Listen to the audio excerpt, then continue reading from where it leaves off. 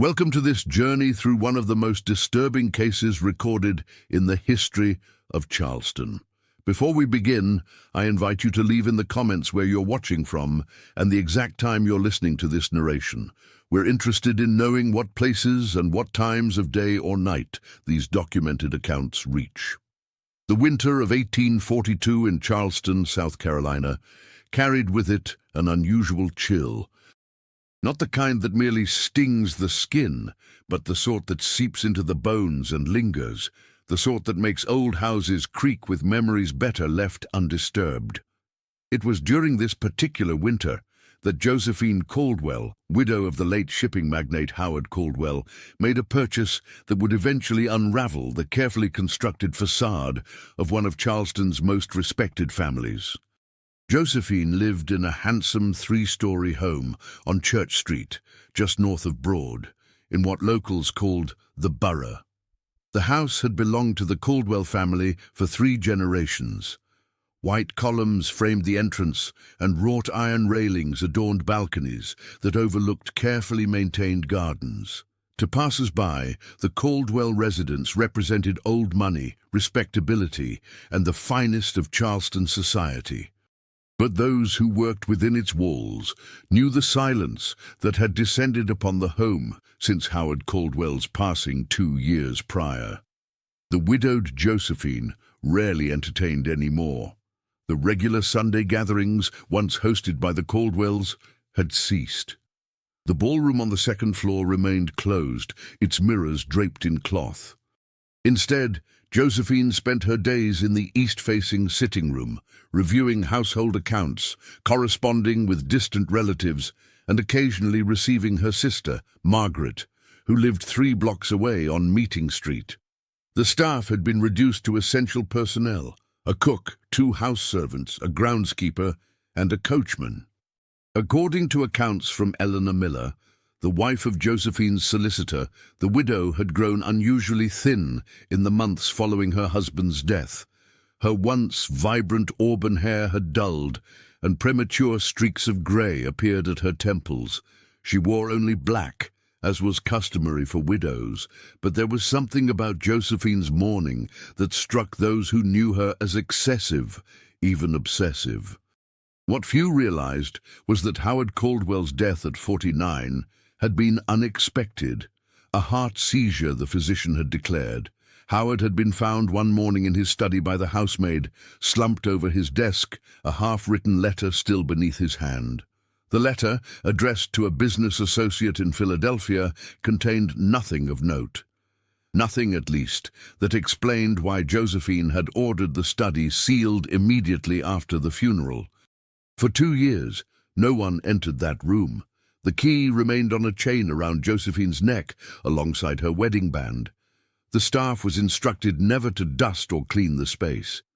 When visitors inquired about the locked door on the 1st floor, Josephine explained that it contained memories too painful to disturb.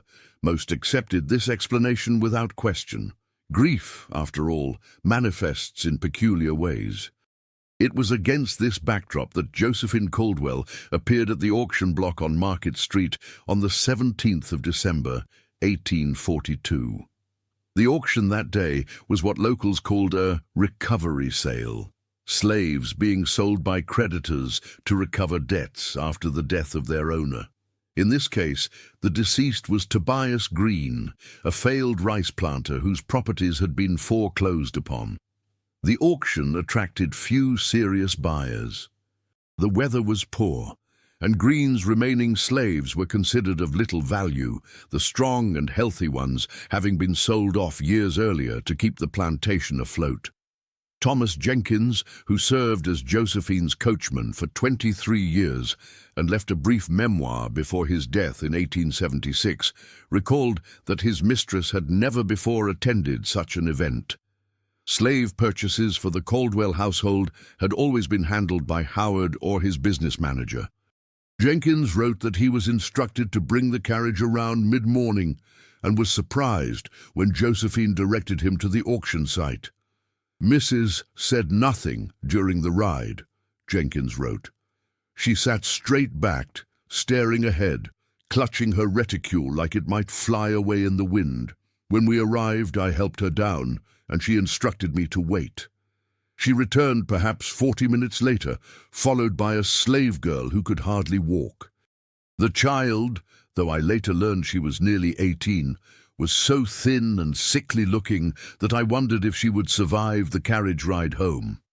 The girl's name, according to the bill of sale preserved in the Charleston County Historical Archives, was Sarah. She was purchased for the sum of $18, a fraction of what a healthy female slave would have cost. The document described her as damaged goods and noted that she suffered from a persistent cough and general weakness of constitution. Why Josephine Caldwell, who had shown no interest in expanding her household staff, would purchase such a seemingly worthless slave puzzled those few who witnessed the transaction. Eleanor Miller's diary, discovered during renovations to her former home in 1961, provides some insight. In an entry dated December 18, 1842, she wrote, "Visited Josephine today and found her strangely animated. She has purchased a slave girl, a sickly thing that looks half dead already. When I inquired as to the purpose of such an acquisition, Josephine merely smiled and said, 'She has familiar eyes, Eleanor.' So very familiar. I confess the statement unsettled me, as did the way Josephine watched the girl as she served us tea with trembling hands. What happened in the weeks that followed has been pieced together from various sources. Jenkins' memoir, Eleanor Miller's diary, and fragments of correspondence between Josephine and her sister Margaret. The slave girl, whom the household staff began calling Sarah Bell due to her unusually light complexion, was not assigned to the usual quarters. Instead, Josephine had a small room adjacent to her own bedchamber prepared. This arrangement was unusual enough to cause whispers below stairs, but what followed was even more perplexing. According to Jenkins, Sarah Bell was given duties that kept her close to Josephine throughout the day. She served as a lady's maid, despite having no training for such work. She took her meals separately from the other servants, often eating leftovers from Josephine's own plate. And most strangely, Josephine insisted on personally tending to the girl's health, administering tonics and medicines with her own hands. Eleanor Miller's diary entry from January 3, 1843 notes, "Josephine has developed an unnatural fixation with her new slave girl. She speaks of little else. The girl's health, she claims, is improving under her care, though to my eye the child still looks like a strong wind might carry her away. Today, Josephine insisted I observe how the girl's hands resemble Howard's, long-fingered and elegant. I saw no such resemblance and worry for my dear friend's state of mind." Margaret Rutledge, Josephine's sister, expressed similar concerns in a letter to her husband, who was traveling on business in New York. "I fear Josephine has found a peculiar method of processing her grief. She has convinced herself that this slave girl somehow shares a connection with Howard. She studies the girl's features with an intensity that borders on obsession. Yesterday, she insisted the girl sit with us in the parlor while we took tea, not to serve, but to be observed. It was most irregular, and I left feeling deeply disturbed." The turning point came on January 21, 1843. According to Jenkins, Josephine had retired to her room early, complaining of a headache. Sarah Bell was sent to bring her mistress a pot of willow bark tea, a common remedy for pain. What happened next was recounted by Harriet Davis, one of the house servants, to Eleanor Miller, who recorded it in her diary. Harriet says she heard a scream from the mistress's room, not of pain, but of rage. It was followed by the sound of breaking china, and then silence. When Harriet ventured to check on her mistress some minutes later, she found Josephine standing over the slave girl, who was on her knees collecting pieces of the broken teapot. Around the girl's neck was a thin leather cord, and from it hung a gold ring that had slipped out from beneath her dress. Harriet recognized it immediately as Master Howard's signet ring, the one that had supposedly been buried with him. The discovery of Howard Caldwell's ring around the neck of a slave girl purchased from an unrelated estate sale raised questions that would haunt Charleston society for years to come. How had this girl come into possession of a ring supposedly interred with its owner? What was the nature of the familiar eyes that had drawn Josephine to purchase this particular slave? And perhaps most disturbingly, what was the true connection between Howard Caldwell, a respected businessman, and Sarah Bell, a sickly slave girl from a failed rice plantation? In the days that followed, the Caldwell household fell into disarray. Jenkins reported that Josephine locked herself in her room for 24 hours, refusing meals and visitors. When she emerged, she immediately summoned Reverend Thomas Parker of St. Philip's Church and her solicitor, James Miller. The three met privately in the still-sealed study, which Josephine opened for the first time since her husband's death. Eleanor Miller's diary provides a second-hand account of what transpired based on what her husband shared with her. James returned from the Caldwell house ashen-faced. He would not speak of what was discussed, saying only that matters of a delicate nature were being addressed. When I pressed him, he said something that chilled me. "Some sins cannot be buried, Eleanor, no matter how deep the grave." On January 25th, Jenkins was instructed to bring the carriage around before dawn. He observed Josephine and Sarah Bell enter the vehicle, the latter now dressed not as a servant, but in a plain traveling dress of decent quality. They carried a single trunk between them. Josephine handed Jenkins a letter addressed to her sister and instructed him to deliver it after midday. They departed in the direction of the Charleston docks, where port records indicate 2 passages were booked on the merchant vessel Northern Star, bound for Boston. The letter to Margaret, which has been preserved in the Rutledge family papers, read simply, "Dearest sister, by the time you read this, I will have left Charleston, perhaps forever. What I have discovered cannot be undone or forgotten. Sarah is Howard's daughter, born to a woman he kept in secret for years at Green's plantation. The resemblance once seen cannot be unseen. I go now to make what amends I can for my husband's sins and my own willful blindness. Do not seek us out.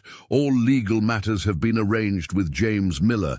The house and its contents I leave to you. May you find more happiness within its walls than I did. Your loving sister, Josephine." The revelation sent ripples through Charleston society. Howard Caldwell, it seemed, had fathered a child with a slave woman and had somehow maintained this secret throughout his marriage.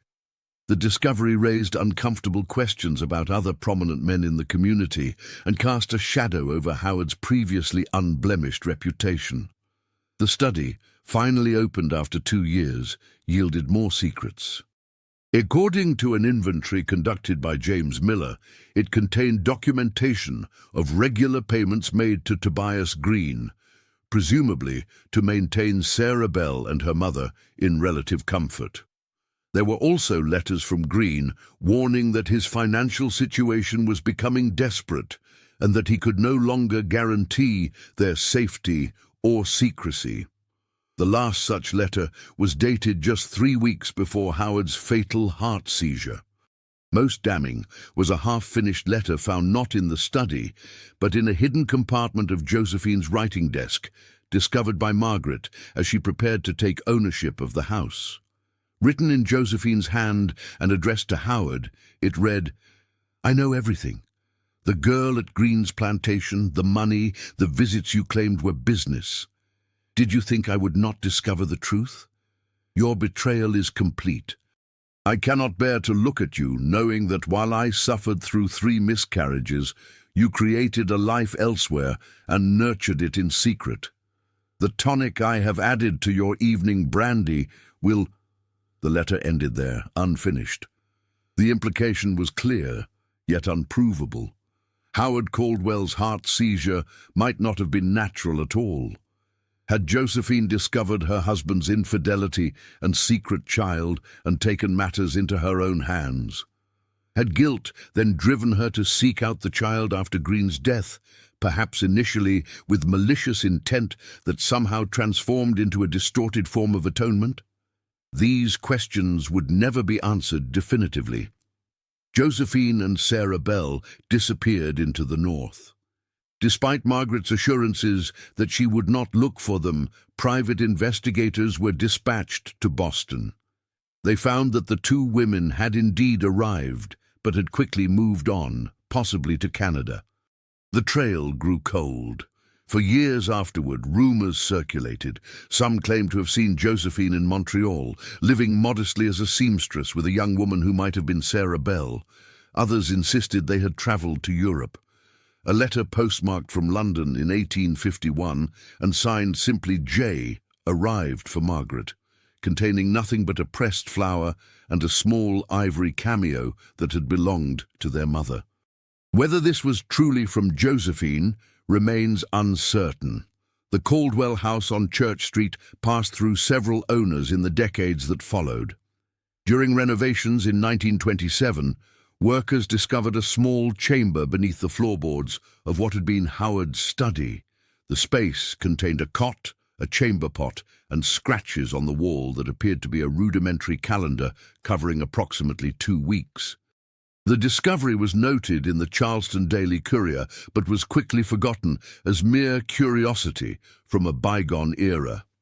In 1959, a historian researching antebellum Charleston came across medical records belonging to Dr. William Harper, who had treated the Caldwell family.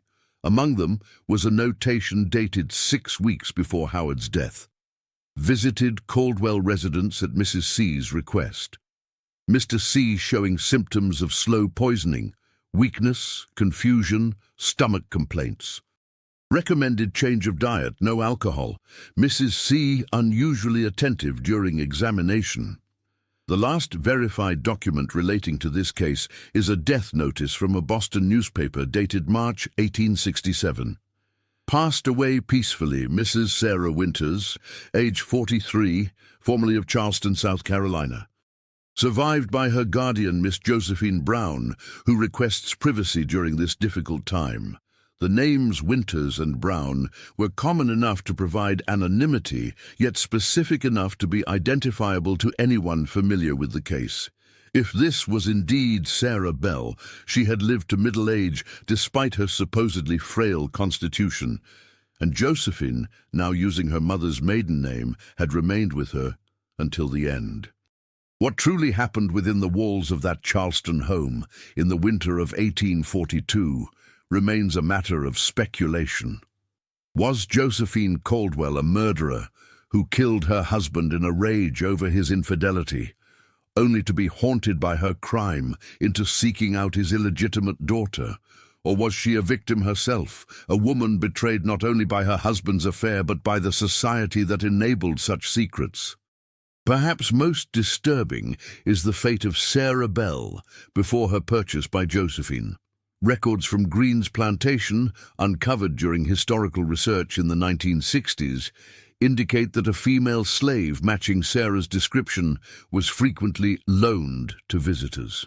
The practice was not uncommon on failing plantations desperate for income.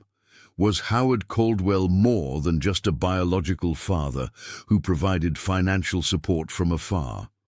Did his regular visits to the plantation serve a more sinister purpose? The gold signet ring that revealed the connection remains unaccounted for.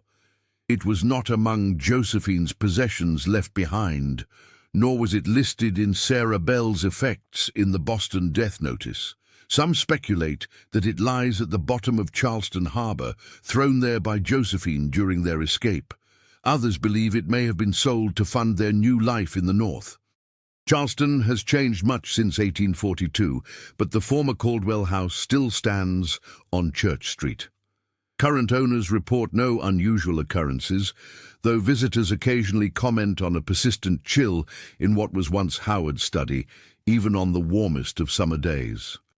A portrait of Howard Caldwell hangs in the Charleston Historical Society, showing a handsome man with confident eyes and a slight, satisfied smile. the face of a man who believed his secrets would die with him. As for Josephine and Sarah Bell, their true story died with them. We are left only with fragments, a bill of sale, a few diary entries, letters with veiled meanings, and a gold ring that linked two worlds that Charleston society fought desperately to keep separate. In their disappearance, they became ghosts of a sort, not supernatural but historical, shadows that flicker at the edges of a community's collective memory, reminding us that beneath the polished facade of any society lie secrets that some would kill to protect and others would sacrifice everything to expose. The next time you walk the streets of Charleston's historic district, pause for a moment outside the old homes with their perfect symmetry and well-maintained gardens. Consider what secrets might lie behind those elegant facades. For as the story of Josephine Caldwell and Sarah Bell reminds us, the most haunting horrors are not those of supernatural origin, but those born from the darkest corners of the human heart, preserved and passed down through generations like a family heirloom too shameful to display yet too valuable to discard. In 1968, during cataloguing of artifacts at the Massachusetts Historical Society, researchers discovered a small leather-bound journal believed to have belonged to Josephine Caldwell, though it was signed only with the initial J. The final entry, dated February 1868, less than a year after Sarah Bell's death, reads, "I have lived two lives. In one, I was a respected wife who became a murderess. In the other, I became mother to my husband's secret child. I am neither the woman Charleston knew, nor the woman Boston believes me to be. The truth, like Howard's ring, lies somewhere between, a circle with no beginning and no end." The journal was archived and later microfilmed, but the original was lost during a storage facility fire in 1967. Like so much of this story, it exists now only as an echo, a whisper of something that might have been true or might have been fabricated, a ghost story without a ghost, but with victims and perpetrators whose roles blur with each retelling. The Massachusetts Historical Society has carefully preserved what few items remained from Josephine's life in Boston. Among them is a photograph, dated around 1865, showing an older woman seated beside a younger one. Their names are not recorded, but the archivist's notes suggest they are J.B. and S.W. of Charleston origin. The older woman's face is partially turned away from the camera, a common technique used by those who did not wish to be easily identified in photographs. The younger woman looks directly at the lens, her expression unreadable, her hands folded carefully in her lap. No rings are visible on either woman's fingers. What compelled Josephine to seek out Sarah Bell remains perhaps the most intriguing aspect of this case. The prevailing theory, supported by Eleanor Miller's diary entries, suggests that Josephine initially attended the auction out of morbid curiosity, after discovering letters that revealed her husband's secret relationship. She had not intended to purchase the girl, but was struck by the undeniable resemblance to Howard. The same familiar eyes, she mentioned to Eleanor. Dr. Margaret Thornton, a historian who studied the case extensively in the 1950s, proposed a more complex motivation in her unpublished manuscript, Veiled Lives, Women's Secrets in Antebellum Charleston.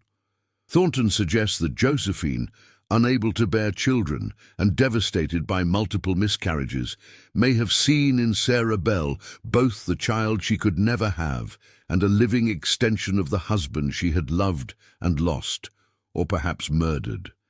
The psychological complexity of Josephine Caldwell's actions defies simple explanation, Thornton wrote. Here was a woman who may have poisoned her husband upon discovering his infidelity, only to then seek out and essentially adopt his illegitimate daughter. Was this an act of atonement, a desperate attempt to preserve some connection to Howard? Or perhaps a form of control, possessing the living evidence of her husband's betrayal rather than allowing it to exist beyond her reach? The discovery of the ring around Sarah Bell's neck marks the narrative climax of this strange history, but it raises more questions than it answers. Howard Caldwell had been buried with this ring, according to the funeral director's records preserved in St. Philip's Church archives. The only way Sarah Bell could have obtained it was if it had been removed from Howard's body before burial, or if Howard had never been buried with it at all. A third possibility emerges from an interview conducted in 1953 with Emmeline Jackson, who claimed to be the granddaughter of Harriet Davis, one of the Caldwell house servants. According to family stories passed down to her, Sarah Bell's mother had been Howard's longtime mistress, and the ring had been given to her as a token years earlier. Before her death, likely from the same consumption that plagued her daughter, she had passed the ring to Sarah Bell as proof of her paternity, insurance against the uncertain future facing a mixed-race child on a failing plantation. The question of what happened in Howard Caldwell's study on the night of his death remains unanswered. The unfinished letter found in Josephine's desk strongly suggests she had poisoned her husband's brandy, but no autopsy was performed, and the body was interred quickly, as was customary in the warm southern climate. James Miller, Josephine's solicitor, may have suspected the truth, but chose to protect his client. His own journal, found among his effects after his death in 1865, contains a cryptic entry dated 3 days after Howard's funeral. "A man's sins often precipitate his end, whether by divine judgment or human hand. In either case, justice of a sort is served." Charleston society, while shocked by the revelations following Josephine's departure, quickly closed ranks. The story was hushed up, mentioned only in private correspondence and behind closed doors. The scandal threatened too many other prominent families who maintained similar arrangements. Within a year, Howard Caldwell's name was rarely mentioned, and Josephine was referred to as the widow who took leave of her senses. A convenient explanation that absolved the community of deeper examination.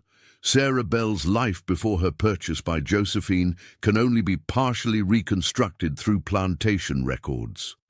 Born around 1824 to a house slave named Mary at Green's plantation, she was noted in ledgers as being of mixed parentage. Her listed father was unknown, though regular payments from Howard Caldwell beginning shortly after her birth suggest otherwise. Unlike other slave children, she was not assigned to field work, instead serving in the main house and receiving basic education from Green's wife, who taught her to read, despite laws forbidding such instruction. When Green's plantation began to fail in the late 1830s, conditions deteriorated for all his slaves, including Sarah Bell. Medical records indicate she contracted tuberculosis around 1841, the persistent cough noted in her bill of sale. By the time Josephine purchased her in December 1842, most considered her unlikely to survive another year, an assessment that proved incorrect, as the Boston death notice places her death 25 years later. What changed in Sarah Bell's condition? How did a woman expected to die within months live to middle age? Medical records from Boston, discovered during research for an 1895 study on tuberculosis treatment, provide a clue. A patient identified as S.W., formerly of South Carolina, was treated by Dr. James Morrison, a pioneer in tuberculosis therapies, from 1844 to 1846. The treatment, involving fresh air, nutritious food, and carefully monitored rest, was considered revolutionary at the time, and resulted in what Morrison described as a remarkable recovery in a case previously thought hopeless. The cost of such specialized treatment would have been considerable. How did Josephine, who had left Charleston with limited funds, afford it? Property records from Boston indicate that in October 1843, a J. Brown sold a pearl necklace and matching earrings to Edgeworth's fine jewelry for the sum of $600, a substantial amount at the time. The description matches a set known to have belonged to Josephine Caldwell, a wedding gift from Howard. It seems Josephine sold her jewels to save the life of her husband's illegitimate daughter, an act of either tremendous compassion or complicated guilt. During their time in Boston, Josephine and Sarah Bell lived quietly in a modest home in the North End, according to city directories, from 1845 to 1867. Josephine established herself as a seamstress, specializing in fine ladies' garments, while Sarah, after her recovery, worked as a music teacher. Several of her students later recalled her as refined and somewhat melancholy, with hands that moved across the piano keys with unusual grace. None apparently knew of her early life as a slave or her connection to one of Charleston's prominent families. The two women attended the Unitarian Church on Hanover Street, where church records list them as regular contributors to abolitionist causes. They made no close friends, according to accounts from neighbors interviewed years later, but were regarded as respectable, if somewhat reserved, members of the community. They were, in the words of one neighbor, inseparable, more like mother and daughter than guardian and ward. What conversations took place between Josephine and Sarah Bell during those years? Did Sarah know or suspect that Josephine might have murdered her father? Did Josephine confess, or did she carry that secret to her grave? These questions can never be answered with certainty, but the fact that the two women remained together until Sarah's death suggests a complex bond that transcended their unusual circumstances. Sarah Bell's death from a recurrence of tuberculosis in 1867 was noted in Dr. Morrison's records as a case where medicine could only delay the inevitable. Josephine survived her by less than a year, dying in January 1868, reportedly of pneumonia. They share a grave in a small cemetery outside Boston, marked with a simple stone bearing only their adopted names and the inscription, "At Peace." The stone was erected not by any family member, but by a former piano student of Sarah's, who had maintained occasional contact with the women. After Josephine's departure, the Caldwell house in Charleston passed to her sister Margaret, who lived there until her death in 1879. Her diaries, which might have contained further insights into the case, were destroyed in a house fire in 1881. The current owners, who purchased the property in 1942, exactly 100 years after the events described, claim no knowledge of its history when they acquired it. They have, however, reported occasionally finding unfamiliar objects in the former study, items that they are certain were not there previously. Among these, a woman's glove, a sheet of blank stationery bearing the Caldwell monogram, and, most disturbingly, a small glass vial with traces of what laboratory analysis identified as laudanum, a common poison in the 19th century. The story of Josephine Caldwell and Sarah Bell eventually faded from Charleston's collective memory, overshadowed by the Civil War and its aftermath. It remained buried in archives and family papers until 1958, when historian Robert Manigault stumbled upon Eleanor Miller's diary while researching prominent Charleston families. His subsequent investigation brought the case back to light, though his findings were published only in an obscure academic journal and never reached a wide audience. In 1961, during renovations to the Caldwell house, workers discovered a hidden compartment beneath a window seat in what had been Josephine's bedroom.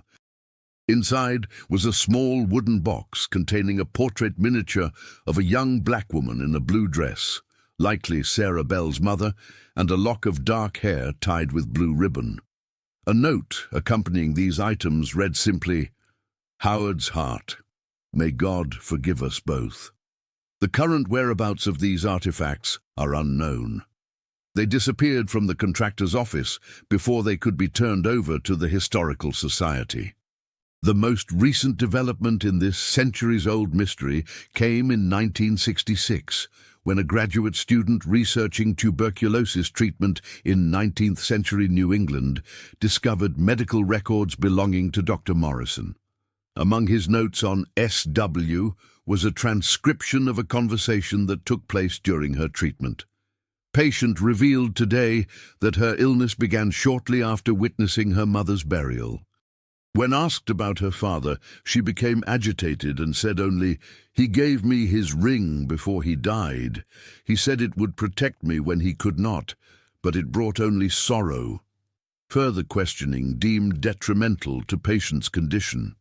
This account, if accurate, suggests that Howard Caldwell had direct contact with Sarah Bell before his death and personally gave her the ring that would later reveal their connection to Josephine. It contradicts the theory that Sarah received the ring from her mother and introduces the possibility that Howard, perhaps sensing Josephine's discovery of his infidelity, attempted to provide for his illegitimate daughter before it was too late. The final piece of this historical puzzle emerged in 1968 when the Charleston Historical Society received an anonymous donation of a small leather-bound book identified as Howard Caldwell's personal journal from 1841 to 1842. The last entry, dated just one day before his death, reads, "J knows. I saw it in her eyes at dinner. The brandy tasted strange. I have written to TG to make arrangements for S to be sent north. The ring will serve as proof of my intentions should anything happen to me. I have made my peace with God, though I doubt J will ever make hers with me." The journal disappeared from the Society's collections during a reorganization in the early 1970s and has not been seen since. Its authenticity has been questioned by some historians who suggest it may have been a fabrication created to sensationalize an already dramatic story. Others maintain that it provides the missing piece that completes the narrative. Howard knew his wife had discovered his secret, suspected she might attempt to poison him, and tried to ensure his daughter's safety by giving her his ring as both identification and potential protection. The strange case of Josephine Caldwell and Sarah Bell remains an uncomfortable footnote in Charleston's history, a reminder of the complex and often disturbing relationships that existed within the framework of slavery and Southern society. It speaks to secrets kept and revealed, to betrayal and possibly redemption, to the invisible bonds that can link people across seemingly insurmountable social divides. Today, Church Street appears much as it did in 1842. The Caldwell House stands restored and well-maintained, its history known to few. Tourists pass by, admiring its architectural features without knowledge of the drama that unfolded within its walls. Occasionally, someone will pause at the wrought iron gate, perhaps feeling a momentary chill despite the Charleston heat, and wonder about the lives of those who came before. The secrets they kept, the choices they made, and the consequences that echoed long after they were gone. For those who know where to look, there are still traces of Josephine and Sarah Bell's existence, a faded entry in a church register, a notation in a ledger, a grave marker weathered by time. Their story serves as a reminder that history is not just a record of great events and famous figures, but also of private struggles and personal reckonings, the quiet dramas that play out behind closed doors and drawn curtains, leaving behind only whispers and questions that can never be fully answered. In the archives of the Massachusetts Historical Society, a small envelope contains what may be the only surviving image of the gold signet ring that connected these two women across the boundaries of race, class, and circumstance. The photograph, taken in 1863 for insurance purposes, shows a man's ring with the Caldwell family crest and the Latin phrase veritas in tenebris, truth in darkness. It is perhaps the most fitting epitaph for a story where the full truth will forever remain partially obscured, visible only in glimpses, like shadows moving behind a veil. As for Josephine and Sarah Bell, whatever understanding they reached during their years together in Boston died with them. We are left only with fragments and speculation, with questions that echo across time. Was Josephine a murderer seeking redemption? Was Sarah Bell a victim who became something more? How did two women bound by betrayal and secrecy forge a life together, far from the society that had shaped and constrained them both? Perhaps the true horror of their story lies not in any supernatural element, but in its essential humanity, in the capacity of ordinary people to harbor extraordinary secrets, to commit terrible acts in moments of passion, and to seek atonement in unexpected ways. It reminds us that behind every historical facade, behind every respectable name and well-documented life, there may exist shadows we cannot see and stories that would chill us to the bone if fully revealed. The bell at St. Philip's Church still rings each hour in Charleston, just as it did when Josephine Caldwell made her fateful decision to attend an auction on a cold December day. The waters of the harbor still reflect the setting sun with the same golden light that might have gleamed on Howard's signet ring as it hung from a leather cord around Sarah Bell's neck. Time passes, but some stories refuse to fade completely, lingering in documents and diaries, in artifacts and archives, waiting for someone to piece them together and remember.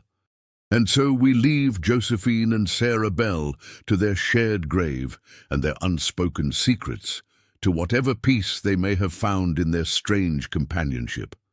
Their story stands as a testament to the complex bonds that can form even in the most unlikely circumstances. Bonds forged of guilt and necessity, perhaps, but also possibly of understanding and, in their own way, of love. For in the end, what awaited Josephine Caldwell after she discovered her husband's ring around the neck of a slave girl was not the resolution she might have expected, but the beginning of another journey entirely. One that would take her far from Charleston and everything she had known, into a life she could never have imagined. And in that journey, in that transformation from vengeful widow to protective guardian, may lie the true heart of this dark and haunting tale. The manuscript diary believed to have belonged to Josephine included one final entry, written in a shaking hand shortly before her death. "They will find us together, Sarah and I, as perhaps we were always meant to be. I have spent 25 years atoning for a moment of rage, for the poison in Howard's cup. Sarah knew, I think, almost from the beginning. She had his eyes, after all, and his quiet way of seeing through deception. Yet she stayed. We built something from the ruins of what Howard destroyed, not happiness, perhaps, but purpose.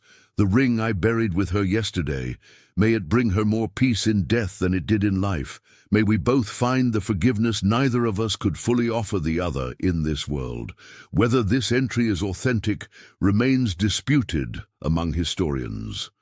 Like much of this story, it exists in the shadowy territory between documented fact and compelling narrative, between history and folklore. But authentic or not, it captures the essential tragedy at the heart of the case, the impossible tangle of guilt, obligation, and unexpected connection that bound these two women together across all the barriers that should have separated them. As you walk the streets of Charleston today, past houses that have stood for centuries and witnessed countless human dramas, remember the story of Josephine Caldwell and Sarah Bell.